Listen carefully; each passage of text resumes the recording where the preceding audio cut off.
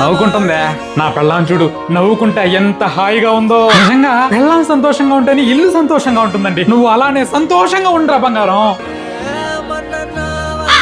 నవ్వుకుంటున్నాడే,